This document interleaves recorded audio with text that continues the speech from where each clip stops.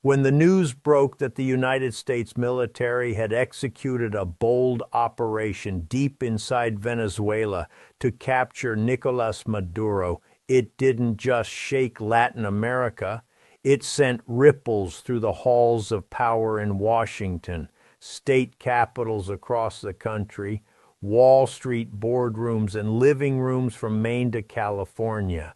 This moment stands as one of the most consequential foreign policy decisions of the 21st century, and its effects will unfold over months and years, not days. Early on a January morning, U.S. forces moved on Caracas. The operation, codenamed Absolute Resolve, was the culmination of many months of preparation, intelligence gathering, and strategic positioning. Special operations units, backed by air power, naval support, cyber units, and law enforcement agencies, struck with precision to overwhelm Venezuela's defenses and extract Maduro and his wife, who were later brought to New York to face federal charges. For many Americans, this was the first time in decades that the U.S. had conducted such a high-profile capture of a sitting foreign leader. It immediately raised questions about presidential authority, international law, and what comes next for the region. From a purely strategic standpoint, the U.S. government framed the operation as part of its continuing campaign against illegal drugs and narco-terrorism. Venezuelan government officials had been accused by successive U.S. administrations of permitting or even facilitating the movement of illicit narcotics and criminal networks that have harmed communities across the United States. While the evidence linking Maduro directly to the flow of synthetic opioids like fentanyl into American communities is debated among experts, the narrative resonated with many families who have lost loved ones to the broader drug crisis, a crisis that has killed tens of thousands of Americans and affected millions more. The government also tied the operation to national security concerns, citing the need to prevent foreign adversaries from using Venezuelan territory to project influence in the Western Hemisphere.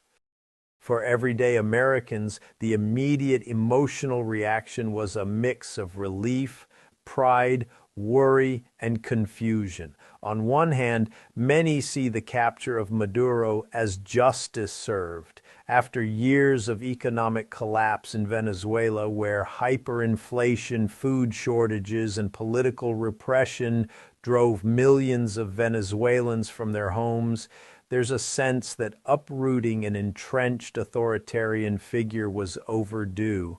On the other hand, there's a sober recognition that when the U.S. military intervenes so far from its own borders, especially in a region where the legacy of intervention has a complicated and often painful history, it invites serious consequences. One of the most immediate consequences is geopolitical. Cuba has already publicly mourned the deaths of its troops who were allied with Maduro's forces, and protests have been organized against U.S. actions. Russia has issued strong condemnations, accusing the United States of undermining the international order and violating norms of sovereignty. These reactions matter because they reflect a global environment where great powers are watching every move the U.S. makes, and any perception of unilateral action can embolden rivals or fracture alliances. Domestically, the operation has prompted a fierce debate about executive power. The U.S. Constitution grants the president broad authority as commander-in-chief, but no president in recent memory has used military force in this way without clear congressional authorization.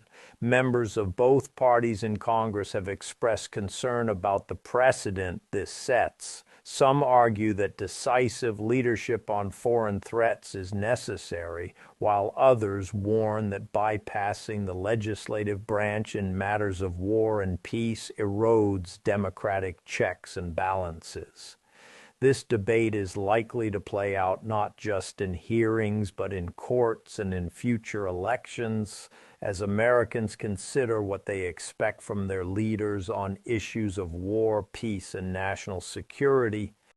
Economically, the U.S. has moved quickly to assert influence over Venezuela's vast oil resources. Following Maduro's capture, the government announced its first large oil sale from Venezuelan reserves, framing it as a win for both American energy security and economic benefit.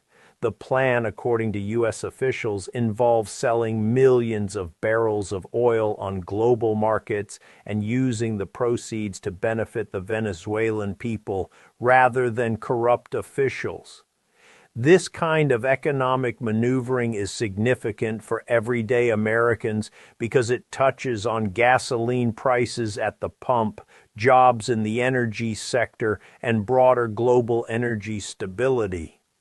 The United States has long been a major energy producer, but control over additional resources could shift market dynamics and give U.S. companies and policymakers new leverage. Yet this economic angle also raises serious ethical and legal questions.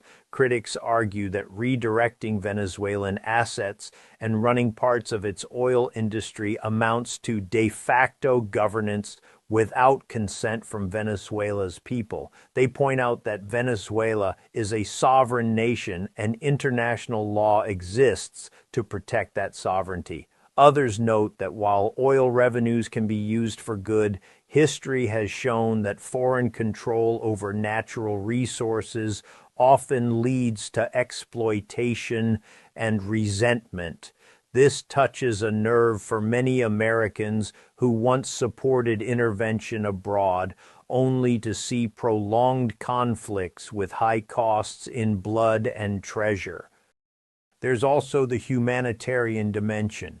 U.S. strikes and seizures of oil tankers and other assets have contributed to a blockade that has crippled Venezuela's ability to export its most valuable commodity.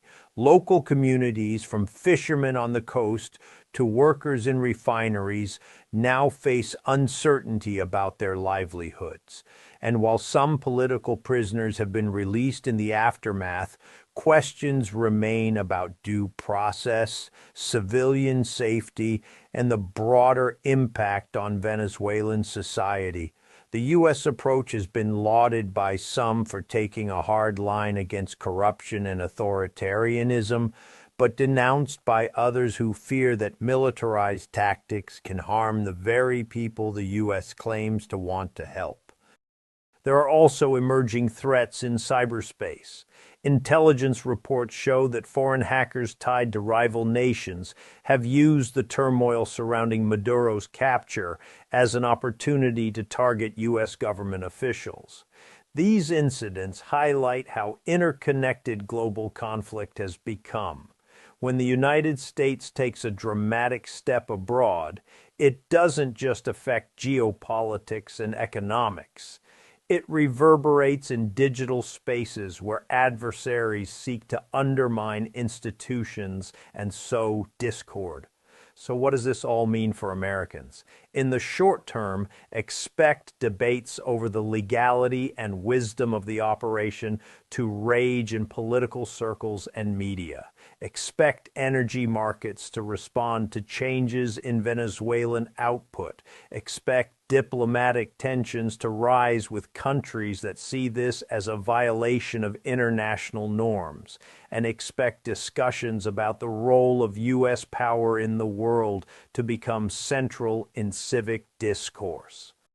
In the longer view, this event could redefine how the United States engages with Latin America and, more broadly, with countries perceived as threats or as opportunities. It challenges the post-Cold War approach to diplomacy and military action, and it forces Americans to grapple with the consequences of projecting power far from home. Will the capture of Nicolás Maduro lead to more stability and prosperity for both Venezuela and the United States? Or will it deepen regional instability and erode the moral high ground America likes to claim? Those questions will be answered not just in Washington or Caracas, but in the daily lives of people in both countries.